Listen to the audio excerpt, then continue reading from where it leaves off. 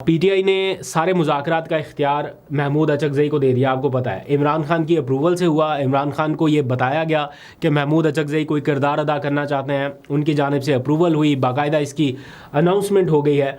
और अब मामलात कहीं बहुत ज़्यादा आगे नहीं बढ़े हैं तो अभी तक उधर ही, लेकिन यह है कि इसके ऊपर बात बहुत हो रही है।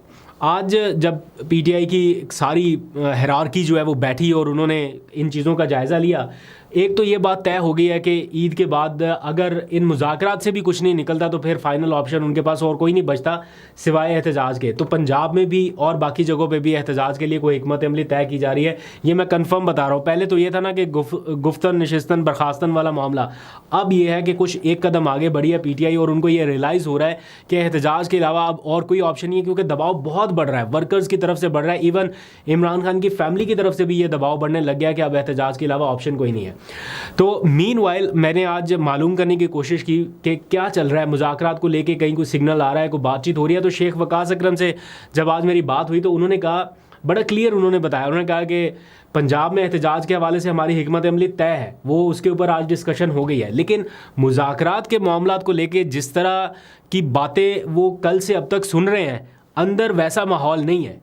वो उनकी जो बात है वो बड़ी डिफरेंट है उससे जो हम इस वक्त सुनते आ रहे हैं या टीवी के ऊपर डिस्कस हो रहा है या हम व्लॉग में बातें कर रहे हैं। वो जो अंदर मौजूद शख्स है वो कह रहा है कि माहौल कुछ अलग है। वो क्या कह रहे हैं ज़रा सा सुनिए, फिर वापस आइए, एक और इम्पोर्टेंट मामला के ऊपर बात करनी है। महमूद अचकज़ई को ब्रेक थ्रू ला सकते हैं? देखें, महमूद अचकज़ई साहब पुराने सियासतदान है, मैं ये तो वक्त से बहुत पहले होगा कोई ऐसी बात करनी। चीज़ें अभी जिस तरह बयानात आपको कल नजर आए शायद उस तरीके से नहीं है। तो शेख वकास अकरम की ये गुफ्तगू आपने सुन ली, ये बड़ी मायने खेज गुफ्तगू है उनकी। मीनवाइल राना सनाउल्लाह का भी बयान सामने आ गया है मुज़ाकरात के हवाले से। वो कहते हैं कि कोई मशरूत मुज़ाकरात के लिए वो तैयार नहीं है कि कोई शर्त रखी जाए कि मैंडेट वापस करें, ये वापस करें, वो ऐसा कुछ नहीं है।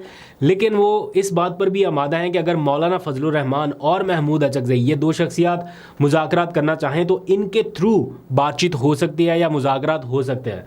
तो ये एक पॉजिटिव साइन है, बट देखते हैं दोनों एंड से क्या कोई टीओआरस डिसाइड होते हैं, किसी तरह से मामला आगे बढ़ेंगे तो ही ब्रेक थ्रू हो सकता है, अदरवाइज़ नहीं।